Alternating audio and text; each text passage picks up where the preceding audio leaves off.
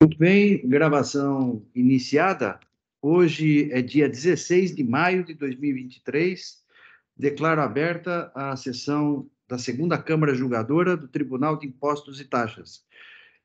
Desejo a todos bom dia também ao advogado aqui presente, sempre importante aqui para os esclarecimentos necessários e para contribuir aqui com os nossos trabalhos. Nós temos 4 processos em pauta, um pedido de sustentação oral. Na composição da Câmara hoje, a composição titular, vice-presidente Dr. Douglas Kuchiyama, Maria Alice Formigoni e Flávio Arantes. Também pela representação fiscal, Tabir Macedo.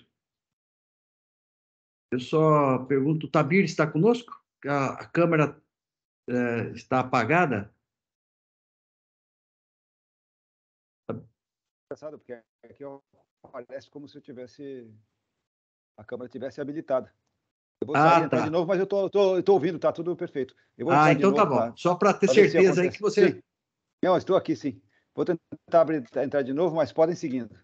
Não, tudo bem, sem problemas. Então, feitas então as apresentações, vamos iniciar o processo, como de praxe, pelos processos com pedido de sustentação oral. Vamos então para o AIN 4082-416, Delga Indústria e Comércio S.A. Relatora, a doutora Maria Alice Formigoni, é um recurso ordinário do contribuinte. Eu passo então a palavra à ilustre relatora para que faça o seu breve relatório. Em seguida, eu abro a palavra ao doutor Luiz Carlos. Doutora Maria Alice, com a palavra. Pois não, doutor Orivaldo, bom dia a todos. Então, passarei agora a leitura do relatório e depois eu editarei o voto lá no sistema. Presente aí, julgado procedente em primeira instância, versa sobre o cancelamento extemporâneo de 2 notas fiscais eletrônicas. Foi interposto recurso ordinário apresentadas as correspondentes contrarrazões, tendo a 7ª Câmara Julgadora decidido por manter a autuação, porém com redução da multa aplicada para 1% do valor original, com fundamento no artigo 527-A do RICMES. Em seguida, a douta representação fiscal ingressou com recurso especial, no qual alegou que a decisão recorrida seria nula, por ausência de fundamentação, tendo em vista que nada foi tratado a respeito do porte econômico da autuada na aplicação do artigo 527-A do RICMES, e tal questão havia sido especificamente arguida em contrarrazões. A Câmara Superior deu provimento ao recurso especial fazendário, ocasião em que reconheceu a nulidade parcial da decisão recorrida proferida pela 7ª Câmara Julgadora do TIT, pelo vício de fundamentação decorrente de sua omissão sobre o requisito subjetivo do porte econômico do contribuinte, e determinou o retorno dos autos para uma das câmaras julgadoras do TIT para que uma nova decisão seja proferida com a devida análise de todos os requisitos da redução da multa, especialmente do requisito subjetivo do porte econômico do contribuinte, para justificar a aplicação ou não do artigo 527-A do RICMES.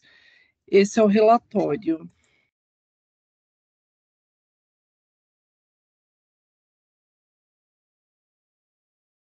Está mudo, presidente. Estava com o microfone fechado, desculpe. Obrigado, doutora Maria Alice, pelo relatório. Eu passo, então, a palavra ao doutor Luiz Carlos para que apresente a sua sustentação oral. Doutor Luiz Carlos, com a palavra. Obrigado, senhor presidente. Já aproveito a oportunidade para cumprimentar formalmente aos membros deste órgão julgador, a ilustre relatora, ao representante da Fazenda. Nós pedimos a sustentação oral aqui. O caso, de certa forma, ele é até um tanto quanto banal no que diz respeito à infração que foi objeto desse auto. No entanto, como fica muito claro pela leitura do auto, o impacto econômico não é banal, na verdade. Nós estamos falando de um auto de infração de R$ 7 milhões, por conta da emissão de forma flagrantemente equivocada de 2 notas fiscais e pelo motivo único de que no momento do preenchimento da descrição das mercadorias desses 2 autos, errou-se a unidade de medida, o que ensejou com que a unidade tonelada fosse indicada com quilos e, portanto, o valor dessa mercadoria fosse multiplicado equivocadamente por 1.000, para mais, não foi nem para menos, foi para mais. E isso ensejou um valor astronômico, né? Notas de 24 e 23 mil reais passaram a custar 24 e 23 milhões de reais.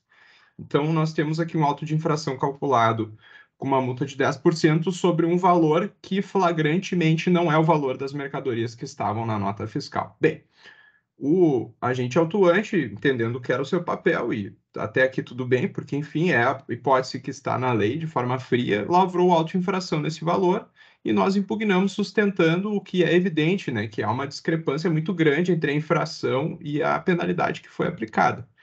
Chegando a esse órgão julgador, se aplicou o Instituto da Relevação, que, enfim, bem ou mal, nós até entendemos que seria caso até de cancelamento desse auto de infração à luz da verdade material, enfim, não havia nem imposto destacado.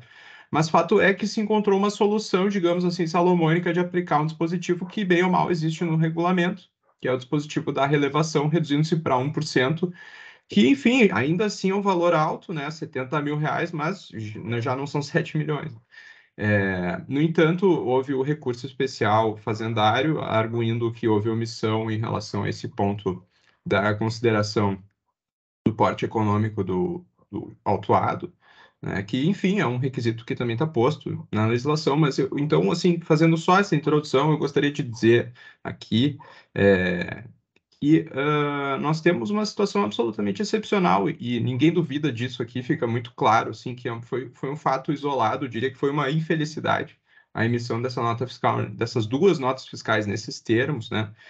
E tendo isso em vista, né, eu acho importante ponderar que o requisito da relevação, o porte econômico da empresa, ele não significa uma vedação a que se conceda o benefício a empresas de médio ou grande porte, muito pelo contrário. É apenas um requisito que precisa ser considerado à luz dos demais e diante das circunstâncias do caso concreto. Por que eu digo isso?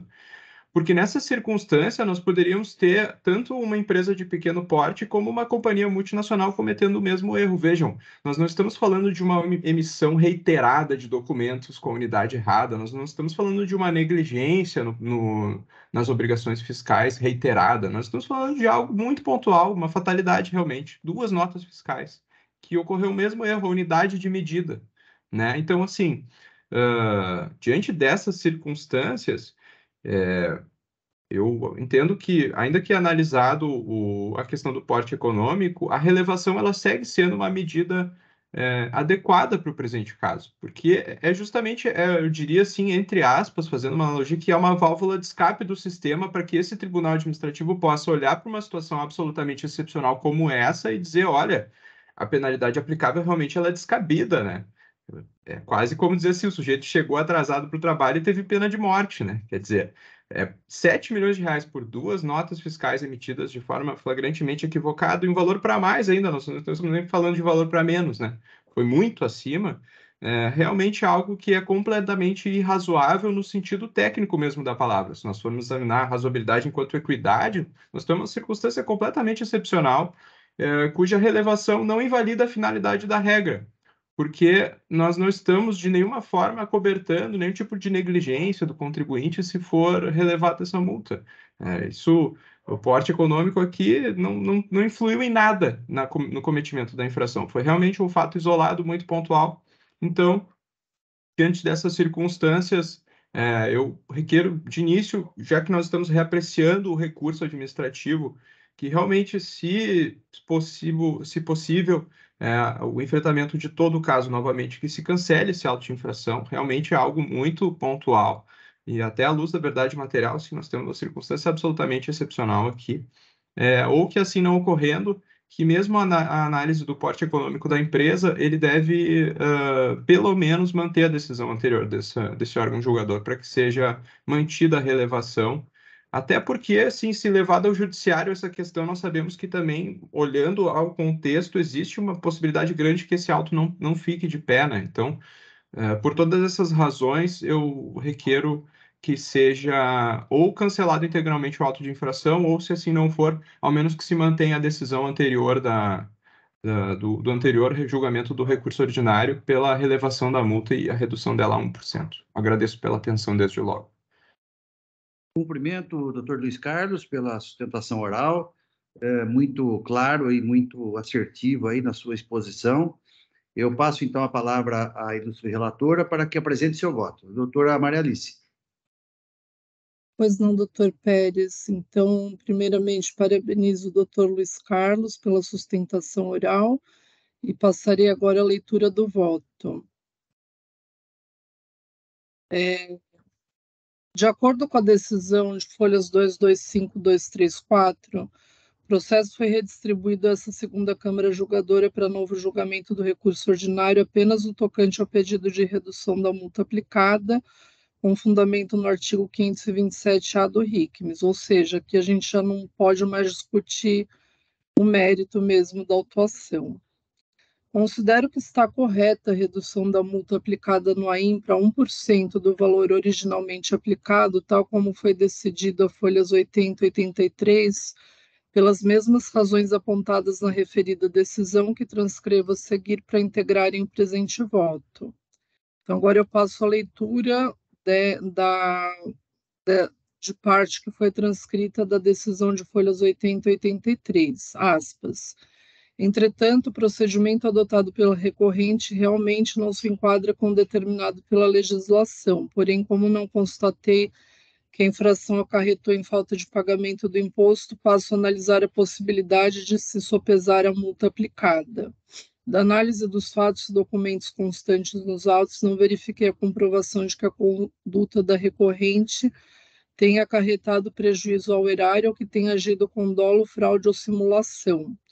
No mesmo sentido, é necessário destacar que a representação fiscal, seguindo a FR, autor da inicial desse processo, requer a manutenção integral do crédito, mas em momento algum trouxe aos autos provas de que a recorrente tenha agido com dolo, fraude e simulação, a conduta tenha acarretado prejuízo ao erário, bem como reincidências das mesmas penalidades, requisitos, condicionantes previstas no artigo 92 da Lei 6374/89, no artigo 527-A do RICMES, para a ponderação das multas aplicadas. Sendo assim, é importante ressaltar que a mera alegação sem provas no processo administrativo não terá o mesmo valor de requerimentos munidos de documentos comprobatórios. E ainda que existissem aí com as mesmas infrações, para este caso eu adoto o entendimento da jurisprudência desse próprio tribunal, conforme ementa abaixo, onde adotou a linha de que a simples existência de outros AIMs face ao contribuinte não importa em desabono dos bons antecedentes da recorrente, pois eles podem simplesmente ser pagos ou julgados improcedentes no final do processo. E aí ele traz um julgado nesse sentido. A existência de autos de infração não importa necessariamente em desabono de antecedentes fiscais, eles podem ser simplesmente pagos ou julgados improcedentes. Neste sentido, frente ao panorama constante nos autos, entendo que constam nos autos todas as condicionantes e requisitos do artigo 92 da Lei 6374 e do artigo 527-A do RICMES, sendo possível sopesar a redução ou relevar a multa. Sendo assim, aplicando a razoabilidade do que eu pude extrair dos fatos e documentos dos autos, aplico os dispositivos acima indicados e reduzo a multa aplicada para 1% do valor originalmente exigido no AIM. Quanto ao porte econômico agora eu passo ao meu voto, retorno ao meu voto. Quanto ao porte econômico da autuada, os únicos elementos efetivamente trazidos aos autos sobre esse aspecto, o capital social constante do CADESP no montante de aproximadamente 50 milhões e a GIA de maio de 2013, constante das contrarrazões ao recurso ordinário, com indicação de faturamento relativamente expressivo naquele período, apontam que não é pequeno, o porte econômico. Não obstante, como foi observado no item 19 da decisão de folhas 225, 234, a aferição do porte econômico deve levar em conta o período de 12 meses e não um único período isolado. e a redução da multa para o patamar de 1% do valor originalmente aplicado conserva o aspecto repressivo e educativo da multa. Mesmo para uma empresa de porte mais avantajado como a autuada, considerando-se o tipo da infração praticada sem dolo nenhum e o montante da multa original de mais de 7 milhões de reais. Portanto, nesse caso, fosse autuada a empresa de porte diminuto, teria sido adequado e razoável relevar a multa, em face do seu montante, calculado sobre valores ostensivamente incorretos, do tipo de infração e da ausência de dolo. Porém, considerando-se o seu porte econômico, entendo correta a sua redução, né, para o patamar de 1% do valor original. Aqui está a relevação, mas eu vou corrigir. Por fim, o cálculo da multa aplicada também deve ser revisto para levar em conta o disposto na súmula TIT 10 de 2017 revisada. Ante o exposto, conheço do recurso ordinário interposto, dou-lhe parcial provimento para reduzir a multa aplicada para 1% do valor originalmente do valor original, com fundamento no artigo 527-A do RICMES, bem como o recálculo da multa para adequação à súmula TIT 10 de 2017 revisada. Então é isso, eu vou só corrigir aqui uns errinhos, mas é isso que eu... Então, doutora Maria Alice, cumprimento pelo voto proferido. Houve aí a justificativa e a apreciação da questão do porte econômico, né? E pelo que eu entendi, então, mesmo analisando o porte econômico, foi mantida o mesmo percentual de redução que já havia sido feito na 7ª Câmara, é isso, né? Muito bem. O processo está em discussão.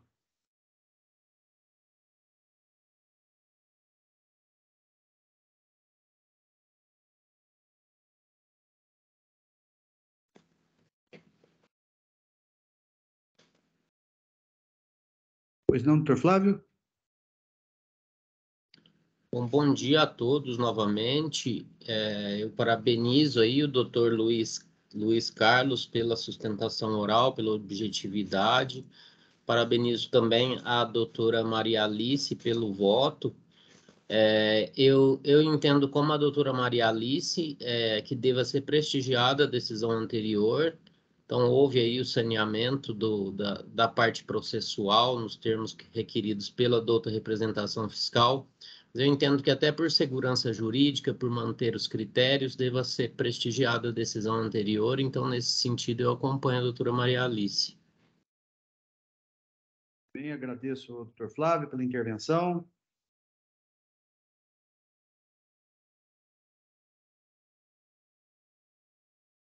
Bom dia a todos também. Eu cumprimento aí o doutor Luiz Carlos pela sustentação oral, pela objetividade. Cumprimento a doutora Maria Alice pelo voto. E eu adianto também que eu vou acompanhar. Acho que está adequado, acho que tem um caráter aí educativo, como a doutora Maria Alice comentou. Acho que é razoável. Eu vou acompanhar. Eu também estou acompanhando a ilustre relatora. Eu entendo que realmente não seja o caso de relevação, né? Embora o tipo da infração, né? As condições da infração, as circunstâncias da infração sejam assim, realmente perceptível, né? Que a infração foi um equívoco, né? Mas também, como o Dr. Douglas disse, eu acho que o caráter aí pedagógico ele é importante nesse caso.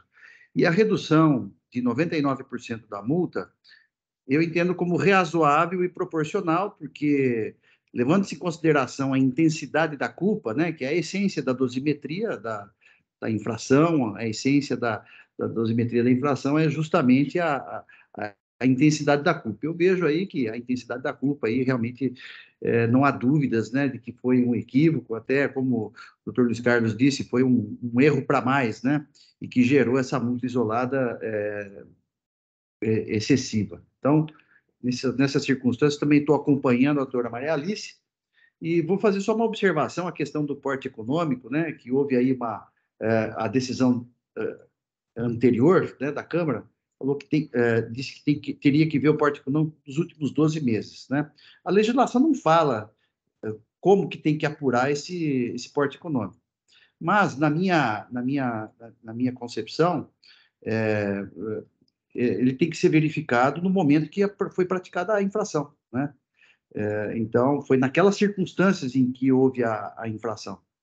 Mas, no presente caso aqui, o porte econômico não teve variações, né? Me parece que, pelo que consta dos autos, não teve variação alguma. Ele continua sendo de porte econômico desde aquela data. Então, é só essa observação que eu gostaria de colocar, porque pode ser que nós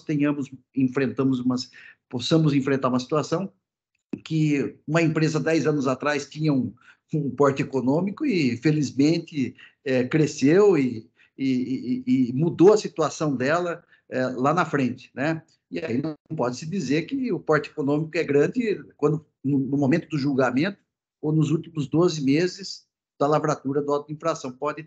Às vezes pode ter distorções aí. É só uma observação para reflexão, né?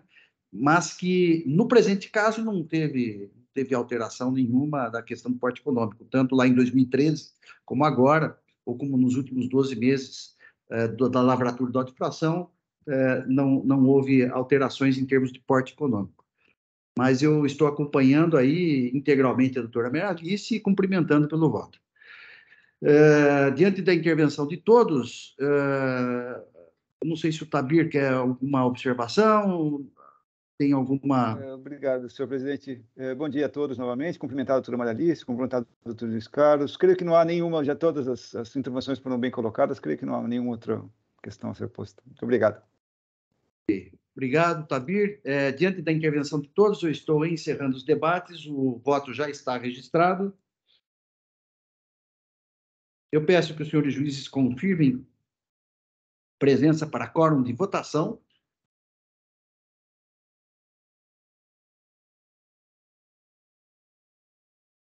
Todos confirmados, processo em votação.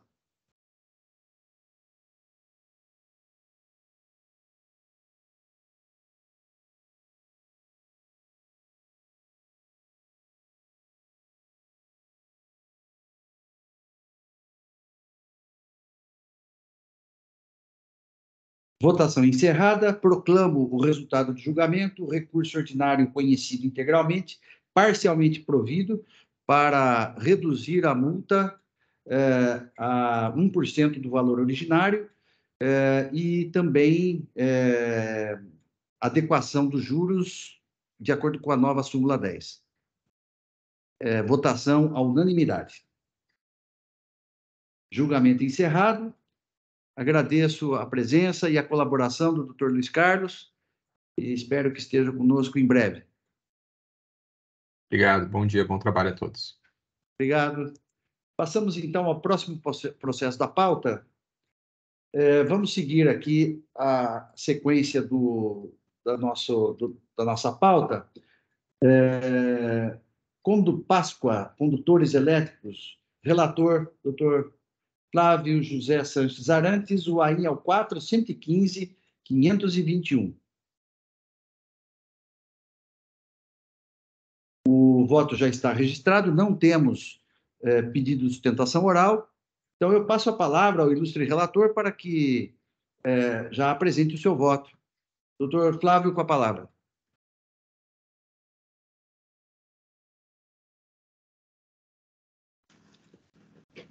Bom dia a todos novamente. Esse auto de infração, ele tem 3 itens de acusação.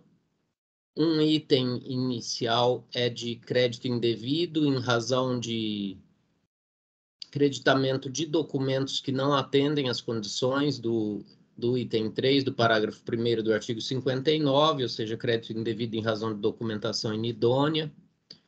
E 2 itens de não escrituração de documentos de entrada. O item 2 referente à operação tributada e o item 3 referente à operação não tributada. Então, são essas as 3 acusações do auto de infração. O auto de infração ele foi julgado, tem um detalhe também, que nesse auto de infração foram incluídos como responsáveis solidários os dois sócios da empresa, o senhor Renato Páscoa e a senhora Regina Célia Vieira Páscoa. O auto de infração ele foi julgado parcialmente procedente em primeira instância. Em primeira instância, foi cancelado o item 1 e afastada a responsabilidade por solidariedade dos sócios e mantidos os itens 2 e 3. Então, agora aqui nós estamos julgando recurso misto, né? Tem o recurso de ofício da FESP e tem o recurso ordinário do contribuinte.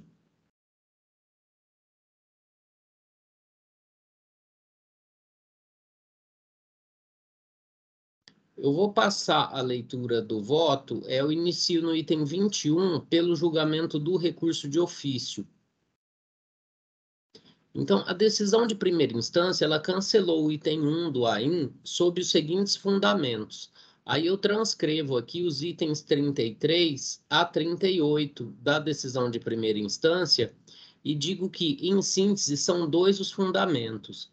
A inexistência nos autos de fundamentação ou prova, no sentido de serem os documentos inidôneos, e o fato de que, de acordo com o CADESP de folhas 30, a situação cadastral do suposto emitente é inapta a partir de 10/9/2015, ao passo que as operações glosadas ocorreram entre janeiro de 2014 e abril de 2015.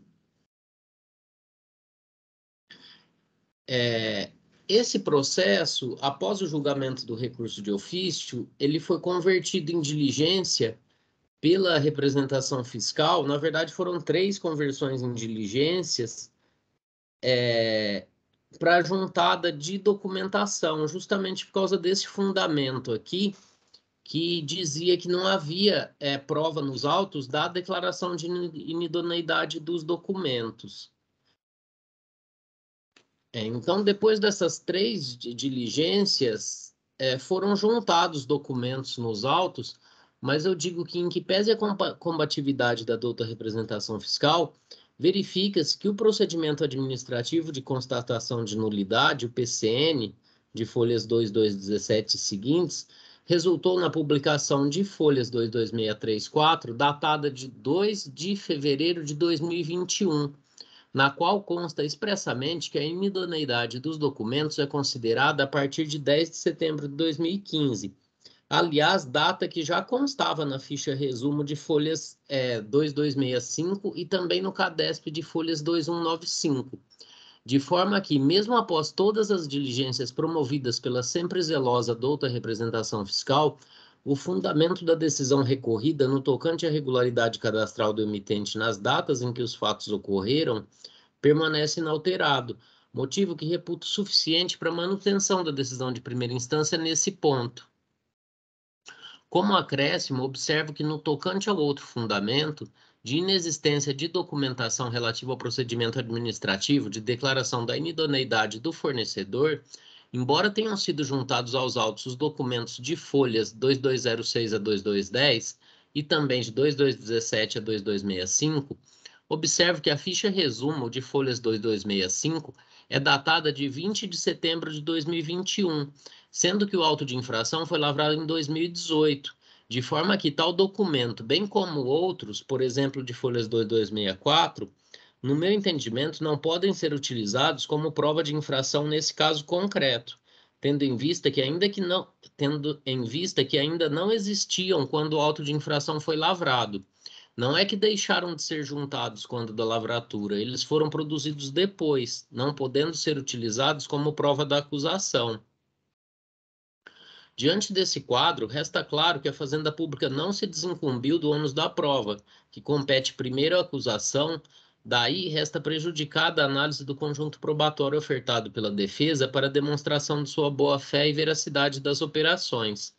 Ainda que o julgador tributário tenha analisado tais provas e concluído pela sua insuficiência, ante a ausência de provas da inidoneidade dos documentos na época dos fatos acusados, entendo que tal análise não se aplica, restando mantida a decisão de primeira instância pelo cancelamento do item 1. No tocante aos responsáveis solidários, os fundamentos da decisão de primeira instância foram os seguintes. Aí eu transcrevo os itens 60 e 61 da decisão recorrida e digo que, assim, o julgador tributário apontou que, como o fiscal autuante fundamentou a inclusão dos sócios em razão da acusação de fraude estruturada no item 1 do auto de infração, uma vez julgado improcedente o item, não haveria mais motivos para manutenção dos sócios no polo passivo, não se aplicando tal hipótese de responsabilidade solidária para as acusações escritas nos itens 2 e 3 do AIN. Nesse sentido, adota a representação fiscal que concluiu pelo restabelecimento do item 1 em seu parecer, conclui também pelo provimento do recurso de ofício nesse ponto, o que, conforme visto acima, não é o caso. De fato, uma vez considerado improcedente o item 1, não há de se falar em responsabilidade solidária dos sócios, se o fiscal autuante vinculou tal responsabilidade com a infração de tal item. Em acréscimo, observo que não localizei no relato da infração ou nas observações do auto de infração o fundamento legal para a responsabilização dos sócios, sendo que tenho posição em outros julgados de ser tal apontamento uma condição necessária para a responsabilização por solidariedade. Nesse sentido, eu já votei nos AINs 4.130.655 e 4.143.768. É dessa forma, quer seja pelo fundamento da decisão recorrida, quer seja pelo apontamento do dispositivo legal de responsabilidade solidária apenas em sede de manifestação fiscal, ou seja, após a lavratura do AIN, entendo que a decisão de primeira instância deva ser mantida também no ponto em que afasta a responsabilidade solidária dos sócios. Diante do exposto, eu conheço do recurso de ofício e nego provimento. Passando ao julgamento do recurso ordinário, inicialmente há uma alegação de que os itens 2 e 3 decorrem do item 1, e com o cancelamento deste, aqueles também deveriam ser cancelados. O argumento não procede, tendo em vista que no item 1 a acusação é de crédito indevido, cuja natureza demanda a escrituração dos documentos. Daí não haver correlação alguma entre o creditamento indevido acusado no item 1 e os documentos que deixaram de ser escriturados nos itens 2 e 3. Na sequência, são reiterados diversos argumentos pontuais sobre os documentos não escriturados, que já haviam sido apresentados por ocasião da defesa, e que naquela ocasião foram assim afastados pelo julgador tributário. Aí eu transcrevo aqui os itens 52 a 53 a 57 da decisão recorrida.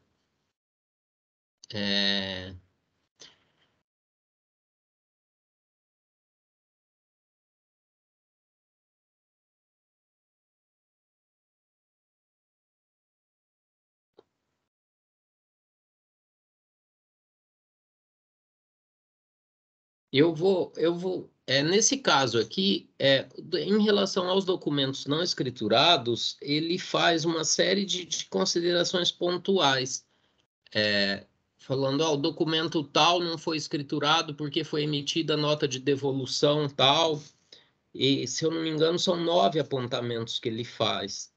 E a decisão de primeira instância julgou dessa forma, esses 9 itens aí, estou lendo da decisão recorrida.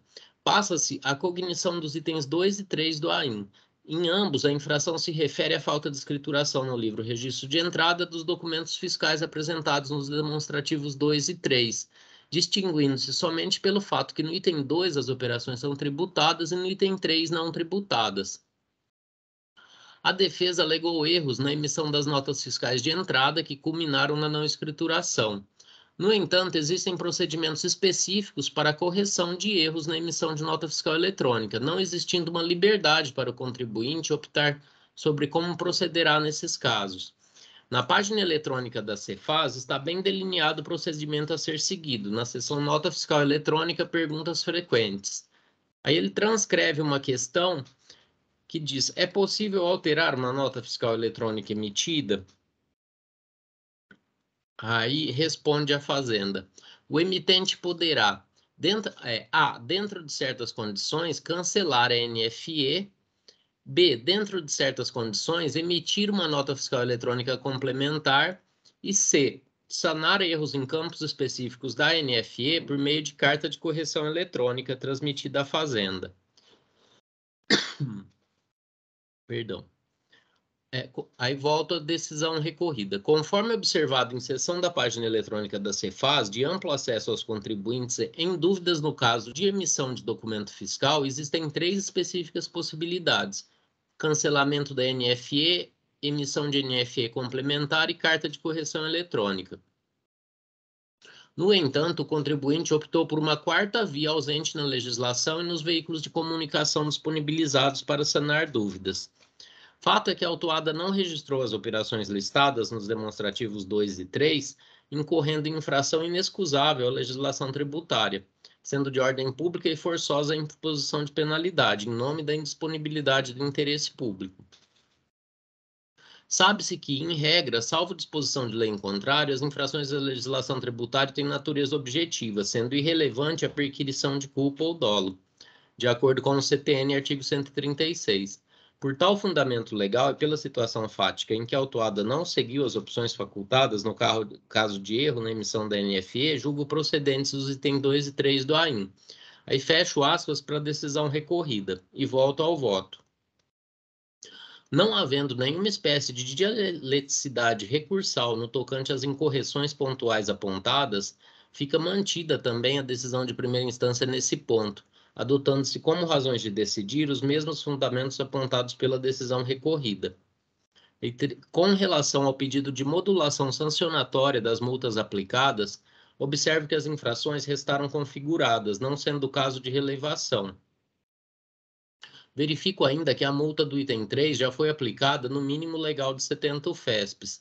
No tocante à multa do item 2, entendo que deve ser mantida, não havendo circunstâncias, no caso concreto, que justifiquem sua redução ou relevação, pois o valor da multa não é significativo comparado ao faturamento da empresa, que pode ser conferido às folhas 7, e no tocante à principal infração, que é a NF 62478, de folhas 2097 a 2100, quem deu caso resultado foi a própria recorrente, que ao invés de cancelar o documento emitido em Guaxupé ou emitir a nota fiscal de devolução por São Paulo, optou por emitir a nota fiscal de devolução por Guaxupé, em hipótese não prevista na legislação. Então, aqui, basicamente, 95% do valor que está sendo exigido no item 2 é referente à emissão de uma nota de número 62478, que era uma nota de transferência do estabelecimento de Guaxupé da empresa para o estabelecimento de São Paulo. Ela alega que a nota foi escrita também com digitação de preço errado, da mesma forma como no caso anterior. Porém, ela não registrou a nota no estabelecimento paulista, que é a acusação, e emitiu ela própria uma nota de devolução lá por Guaxupé para se creditar na entrada. Então, ela apresenta essas 2 notas aí no recurso, mas não traz prova de escrituração do documento de saída e nem do de entrada. Então, eu estou mantendo a multa aplicada aí em razão dessas circunstâncias. No tocante aos juros de mora, tendo em vista a revisão da súmula 10 pelo TIT, os índices de juros de mora e também os índices utilizados para atualização do valor básico para o cálculo da multa devem ser limitados à taxa Selic. Então, aqui eu estou mantendo a decisão anterior, acrescentando apenas a súmula 10 revisada do TIT. Eu estou conhecendo do recurso de ofício e negando provimento, e conhecendo do recurso ordinário e dando parcial provimento apenas para aplicação da súmula 10 revisada do TIT. É esse o voto. Bem, cumprimento o doutor Flávio pelo voto proferido, muito bem fundamentado, o processo está em discussão.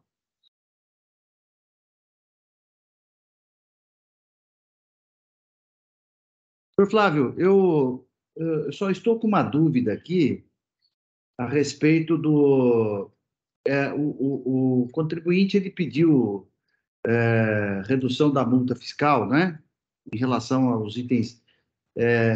ficou claro aqui que em questão do item 3, foi aplicada a multa, o valor mínimo, né? Agora, em relação ao item 2, o valor da multa... Qual seria o valor da multa aí, É do mesmo valor que ficou a multa anterior, se eu não me engano, da ordem de 40, 50 mil reais. Ah, tá.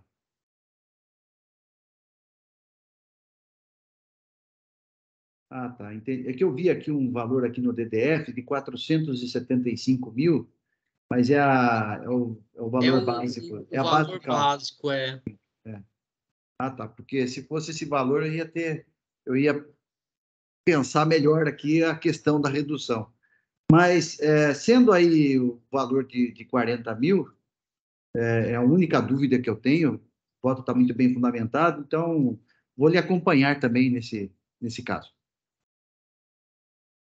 Eu também cumprimento o doutor Flávio, também vou acompanhar o voto na íntegra. Tenho nada a reparar, só a elogiar.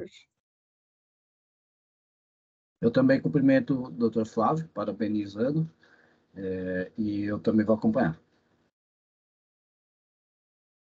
Cumprimentar o doutor Flávio também, falar que no nosso caso aqui, realmente obrigado pela combatividade, mas realmente o unidônio foi juntado a posteriori. Eu estava até imaginando que seria o caso do artigo 19, né, fazer prova de fato superveniente, mas o fato em si não é superveniente, né?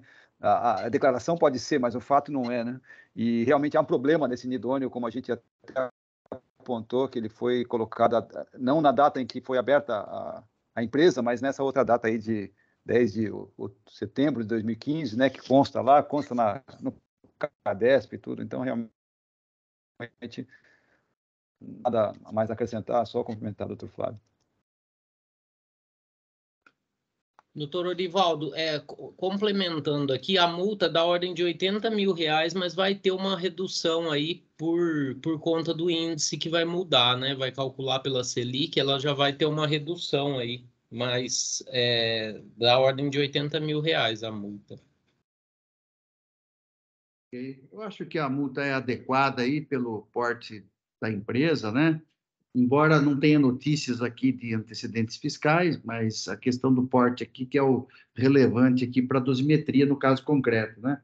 Até que tem aí uma lista de antecedentes pela representação fiscal, mas como eu não estou acolhendo, na verdade eu tenho uma posição parecida com o doutor, que eu eu considero antecedentes na dosimetria, né? Mas não como condição de aplicação da multa. Então, como eu não cheguei na fase de dosimetria, eu não analisei os antecedentes. É o seguinte, na verdade, a confirmação da decisão, né, no que tange a questão aí da dosimetria, na verdade, nós estamos referendando a decisão anterior, mas não deixa de ser uma dosimetria, né, de a gente reavaliar. Se me permite, doutor Flávio, fazer uma observação, eu acho que seria pertinente constar do seu voto. Se você não estiver de acordo, eu posso até complementar, faço até uma preferência, mas eu acho que é fundamental fazer referência a esses antecedentes, que não é impeditivo, a Câmara Superior tem jurisprudência pacificada que o fato de ter antecedentes não é impeditivo para a dosimetria, né? Mas o que acontece? Às vezes o contribuinte ele pode até querer anular a decisão na Câmara Superior. Seria uma precaução para evitar algum pedido de nulidade lá na frente, né? Se você achar Posso fazer sim. que a despeito né? A despeito dos antecedentes, né? Fica mantida e tal. É só para evitar, porque como a jurisprudência da Câmara Superior é no sentido de que, se não analisar os dois requisitos, como foi no voto anterior aqui, né? Teve uma anulação e aí a Maria Alice analisou aí o porte econômico para corrigir o equívoco da decisão recorrida, né? Eu faria essa observação aí, se você estiver de acordo, acho que seria bem pertinente para evitar qualquer pedido de nulidade. Posso fazer sim. Eu estou habilitando para edição.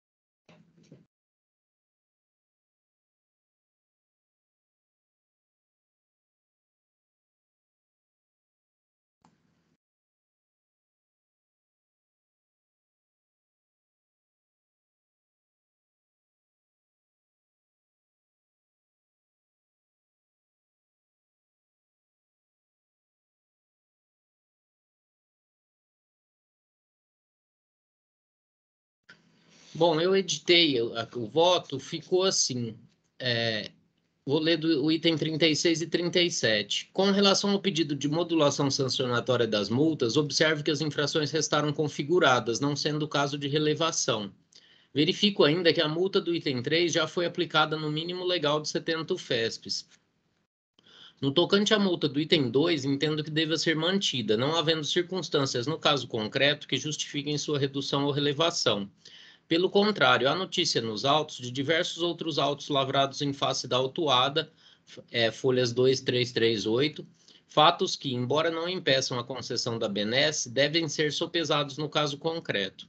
Ainda aponto que o valor da multa não é significativo comparado ao faturamento da empresa, que pode ser conferido às folhas 7, e no tocante à principal infração, quem deu causa ao resultado foi a própria recorrente, que ao invés de cancelar o documento emitido em Guaxupé ou emitir a nota fiscal de devolução por São Paulo, optou por emitir nota fiscal de devolução por Guaxupé, em hipótese não prevista na legislação, em razão de digitação de preço incorreto. Então, ficou assim o voto. Eu não sei se atendeu aí a lacuna. Prometo estudar mais o livro lá, doutor Orivaldo, para a elaboração do próximo voto aí, me atentar mais aos detalhes aí para evitar as nulidades aí sobre a matéria. Não, imagina, tá perfeito, Flávio, tá perfeito aí, viu? E podemos seguir aqui. Aqui consta, já finalizou? Eu preciso registrar de novo, né? Isso, senão não consegue aqui a...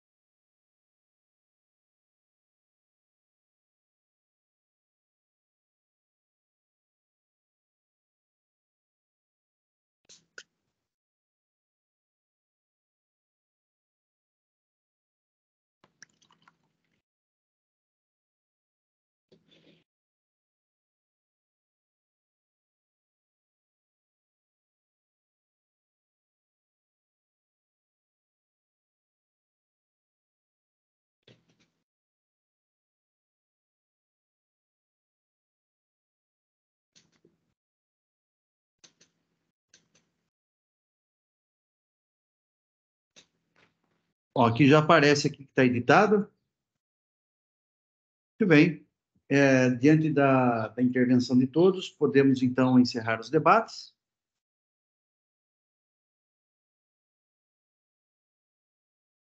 Eu peço que os senhores juízes confirmem presença para quórum de votação.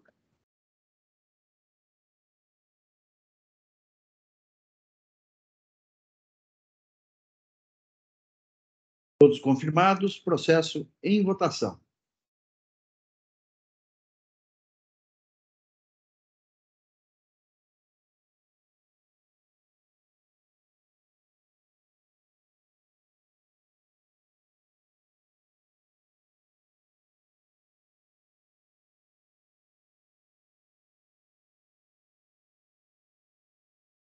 Votação encerrada. Proclamo o resultado do julgamento.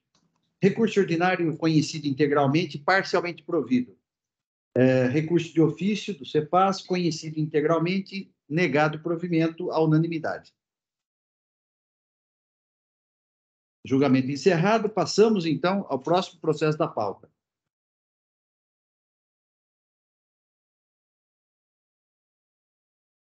Próximo processo da pauta, seguindo aqui a sequência da nossa pauta, Raro Indústria e Comércio de Metais Rio Preto, Eireli.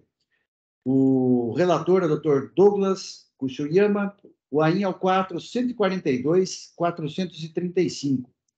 Como não há pedido de sustentação oral, eu passo, então, a palavra ao ilustre relator para que apresente seu voto. Dr. Douglas, com a palavra. Tá, bom dia a todos de novo. Esse processo aqui, ele é um... Presidente, eu estava vendo aqui no voto, eu vou ter que editar de novo, porque tem solidários aqui e acabou que eu deixei o endereço, acho que não é legal deixar, o voto vai ficar público, então depois eu preciso tirar isso. Eu vou habilitar aqui Tá. a edição. Pode ficar à vontade. Então, assim, é o recurso ordinário interposto pelo contribuinte da decisão que julgou procedente o auto de infração lavrado contra a empresa que teria cometido as infrações abaixo transcritas. Na verdade, é infrações relativas ao pagamento de imposto, deixou de pagar ICMS no montante ali indicado, período de janeiro de 2016 a dezembro de 2016 e julho de 2018 a dezembro de 2019, decorrente de operações de saída de mercadorias tributadas omitidas do fisco, apurado por meio de levantamento fiscal realizado com fundamento no artigo 509-A do RICMES. E deixou de pagar ICMS no montante ali indicado no período de janeiro de 2017 a julho de 2018, decorrente de operações de saída de mercadorias tributadas emitidas pelo fisco, apurado por meio de levantamento fiscal realizado com fundamento no artigo 509 do RIC. Também foram arrolados como responsáveis solidários Adriano Roncalho e Nobre Metais Rio Preto Indústria e Comércio Limitado. O responsável solidário Nobre Metais Rio Preto apresentou defesa, alegando em apertado síntese preliminar de nulidade do lançamento, por cerceamento dos direitos de defesa. Quanto ao mérito, ausente pressupostos para a caracterização da sucessão empresarial, impossibilidade de sucessão empresarial relativamente às multas punitivas. O contribuinte apresentou defesa, alegando em apertada síntese, decadência, nulidade do AIM, ilicitude da prova obtida no curso das diligências, fundamentos da insubsistência do AIM, da imprestabilidade da presunção fiscal, inconstitucionalidade dos juros exigidos acima da taxa Selic, indevida exclusão da autuada junto ao regime do Simples Nacional e inconstitucionalidade dos juros acima da Selic de novo. Fazenda apresentou manifestação fiscal, pugnou pela manutenção integral, brevet de decisão, que julgou o improcedente. O contribuinte apresentou petição alegando questão de ordem e documentos em que informa que interpôs mandado de segurança e que obteve medida liminar no agravo de instrumento ali indicado, e que foi dado parcial efeito ativo no agravo, então somente para que seja retificado o lançamento fiscal do débito, para que dele se excluísse a incidência dos juros superiores à taxa Selic. Ele apresentou recurso ordinário, o contribuinte, o responsável também apresentou recurso ordinário com as alegações da defesa. As folhas 2.902 foi juntada uma planilha adequando os cálculos à taxa Selic. O NFC, o Núcleo Fiscal de Cobrança, apresentou o despacho que informa que procedeu à elaboração da planilha. A representação fiscal apresentou parecer em que converteu o julgamento de diligência para que o autor do feito. Aí encaminhamos o presente ao autor do feito para que, em colaboração, proceda a análise da viabilidade de se considerar autuado e aos solidários novo prazo para pagamento do débito com desconto previsto à época da lavratura, bem como a devolução do prazo para apresentação de nova defesa, nos termos do artigo 14, parágrafo 2º da Lei 13457 de 2009.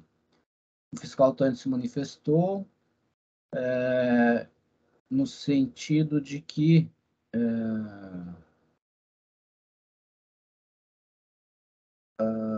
no que tange a reabertura dos prazos para pagamento ou apresentação de defesa, afirmando que este pleito seria melhor apreciado com mérito do recurso de agravo de instrumento interposto. E a representação fiscal apresentou contra-razões ao recurso ordinário, pugnando pelo não provimento do recurso. E aí passa ao voto. Conforme se verifica, o recorrente solidário impetrar o mandado de segurança visando seja assegurado aos impetrans o direito líquido e certo de não serem exigidos pela autoridade impetrada em juros moratórios inconstitucionais, com a determinação de que seja renovado o lançamento fiscal para que deles se excluir a incidência dos juros superiores à taxa Selic. Uma vez renovado o lançamento fiscal, seja devolvido aos impetrans prazo de 30 dias para pagamento do débito fiscal, com desconto previsto à época da lavratura do auto de infração, nos termos do artigo 95, incisos 1 e 2, parágrafos 1º e 8º da Lei 6374 de 89, na redação dada pela Lei 13.918 de 2009, ou para apresentação de defesa conforme preceitua o artigo 5º, parágrafo 5º da Lei 10.491 de 2001, mediante nova notificação. Aí foi dar parcial efeito ativo ao agravo, conforme eu li ali acima, para que seja retificado o lançamento fiscal do débito, para dele se excluir a incidência da taxa Selic. Eu observo aqui o núcleo fiscal, né, ressalto aqui que o núcleo fiscal refez os cálculos. E aí eu repito aqui, a representação fiscal apresentou parecer em que converteu o julgamento em diligência para que o autor do feito lá avaliasse a questão da intimação nos termos do artigo 14, parágrafo 2º da Lei 13.457. E o fiscal autuante falou que ia apreciar melhor com o mérito do recurso de agravo de instrumento. Aí, eu falando de novo, conforme restou apontado pelo fiscal autuante, não sabe ao certo o teor final da decisão proferida nos autos do mandado de segurança ou mesmo no agravo de instrumento, devendo ser intimada a procuradoria ou mesmo contribuinte para trazer cópia dos autos do mandado de segurança e do agravo, tendo em vista que os autos tramitam ou tramitaram em segredo de justiça.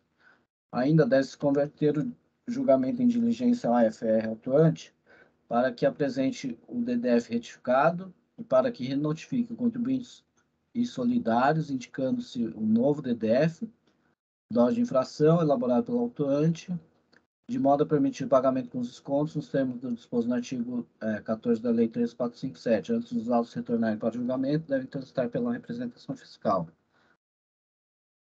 É assim como o voto, presidente. Cumprimento o Dr. Douglas pelo voto proferido, um caso bem diferente, né, do comum, né? Tem ação judicial aqui pelo meio, várias diligências, o processo está em discussão.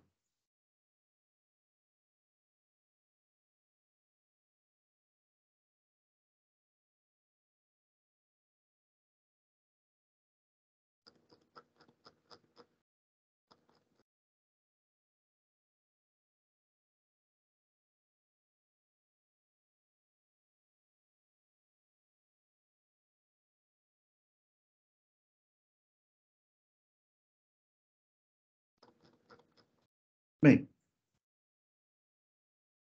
não há inscritos?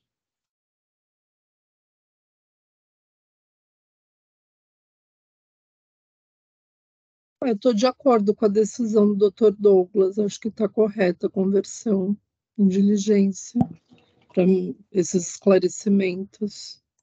Eu dei uma analisada no processo, é um processo bem atípico, né? Eu acho que eu pensei bem, eu vou acompanhar o Dr. Douglas também, porque é uma prudência para que não se alegue depois lá na frente nulidades do processo. Eu não vou repetir aqui o que o Dr. Douglas colocou no voto, mas já é um processo que não precisaria se arrastar mais do que deveria, né? Então, eu acho uma prudência converter, assim fica arredondado o processo, e vou acompanhar também. Eu também vou acompanhar o voto aí, uma decisão judicial bastante diferente, né? O pedido é diferente, né, do que a gente tem costume em decisões judiciais. E como o pedido foi acolhido, né, vamos cumprir. Muito embora, em verdade, a decisão judicial não vai ter efeito nenhum, porque a súmula 10 nossa já prevê efetivamente o que ele pede no pedido judicial, né? Eu acho que não há como suplantá-lo, né? Porque, na verdade, o que ele pede é o recálculo do juro para a taxa Selic, que é o que nós já aplicamos aqui, depois da súmula 10 revisada. Mas tem que prestigiar essa decisão de toda forma, né? Vai ter que... Do que eu entendi, ele não consegue pagar com os descontos, né, previstos para a apresentação de defesa depois do recálculo dos juros. Então, a decisão judicial manda recalcular os juros e oferecer a possibilidade de pagar com os descontos, né? Justamente, Eu tenho uma outra preocupação aqui também, particularmente, que para fazer um novo DDF, para que não se alegue depois um vício formal lá na frente. Eu acho que... liquidez, alguma coisa, né? Exatamente. Então, pelo menos formaliza por novo DDF, né, retificando, e fica o processo arredondado aqui, né?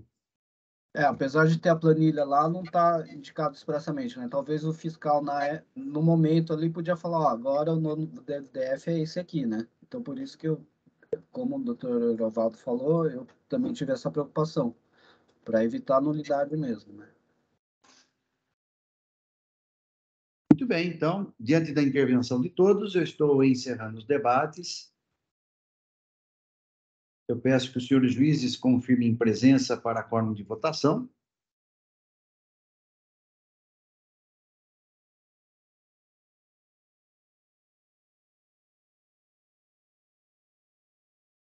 Todos confirmados, processo em votação.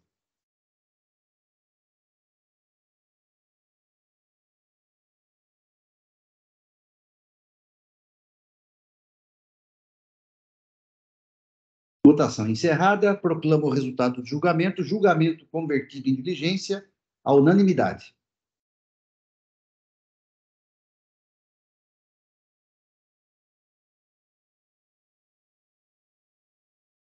Julgamento encerrado.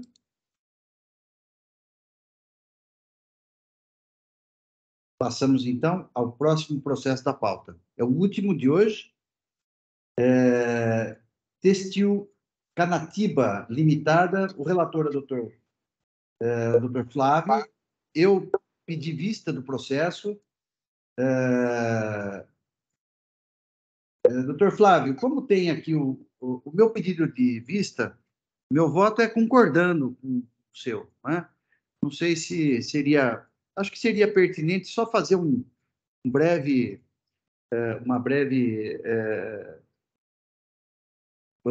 resumo aí do seu voto, só para que os colegas possam entender, né?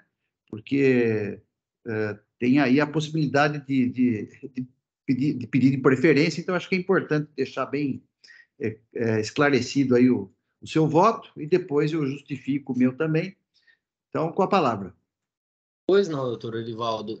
Esse auto, exemplo do anterior, ele é um auto de creditamento de documento inidôneo, né? Documentos que são declarados inidôneos pela fiscalização. É um recurso ordinário, onde se alega, em sede de preliminares, a nulidade da decisão anterior, tem uma alegação de decadência também. E quanto à questão de fundo, tem a discussão da súmula 509 do STJ e questões subsidiárias de multa e juros. Eu estou afastando as preliminares por considerar que a decisão recorrida ela foi suficientemente fundamentada. Estou afastando a decadência em razão de ser matéria sumulada no tribunal e estou afastando também a questão da multa confiscatória. Eu não recordo a questão dos juros, se foi provido ou não provido. E no tocante à matéria de fundo da súmula 509 do STJ, eu estou negando provimento em razão, basicamente, de que trata-se de compra de algodão em pluma e dos próprios documentos juntados aos autos, se observa que as mercadorias elas tiveram origem aí, em parte, nos estados de Mato Grosso, Goiás e Minas Gerais.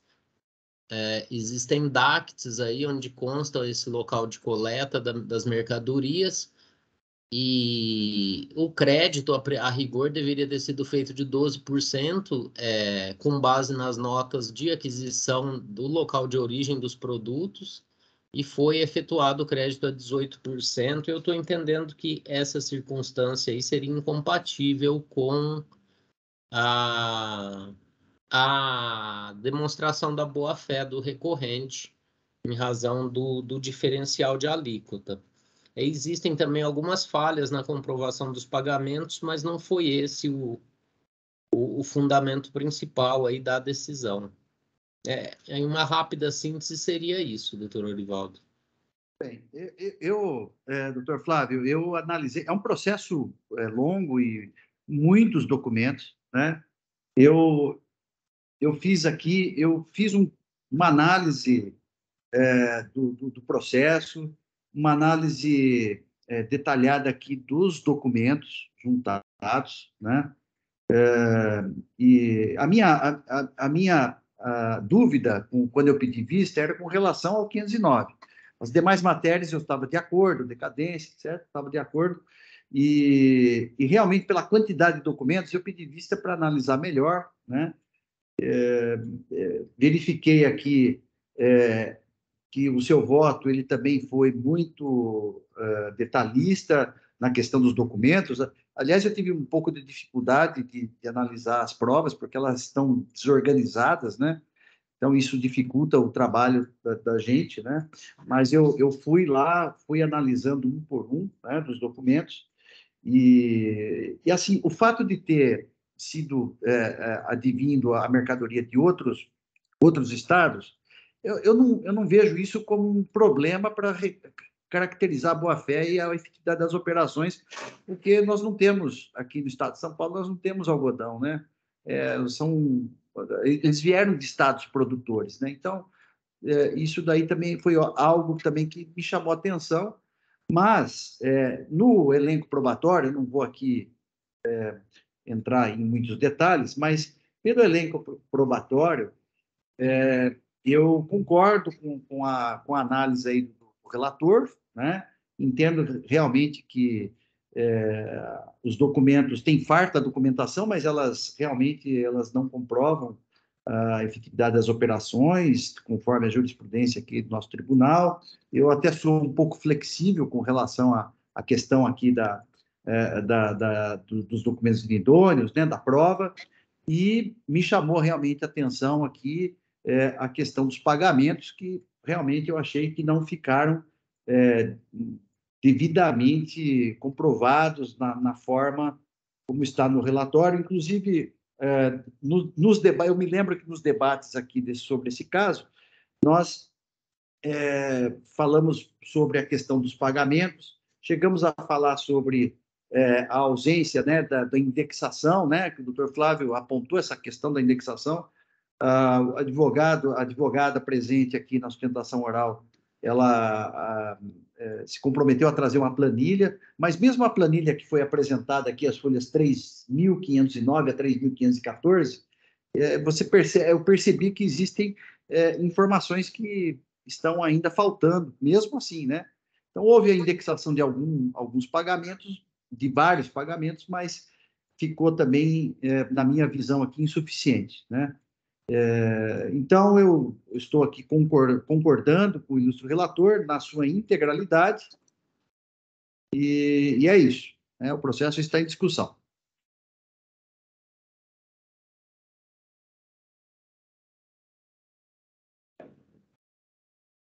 Bom, então, não havendo inscritos, eu estou aqui encerrando os debates.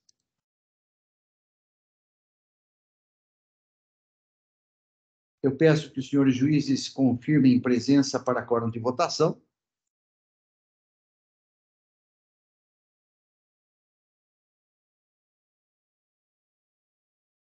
Todos confirmados, processo em votação.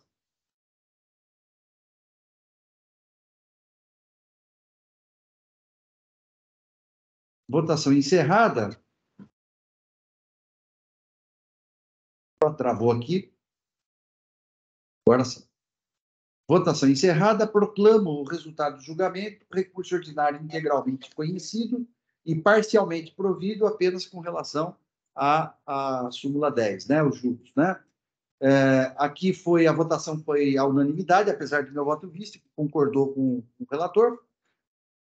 Então, o resultado foi à unanimidade. Julgamento encerrado. Com o encerramento deste julgamento, nós, então, passamos ao encerramento da nossa sessão. Declaro encerrada a sessão de hoje da segunda Câmara Julgadora. Estou encerrando aqui a sessão do EPAT.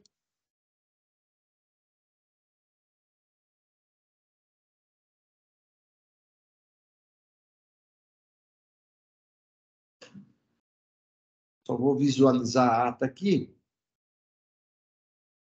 para conferir aqui a regularidade.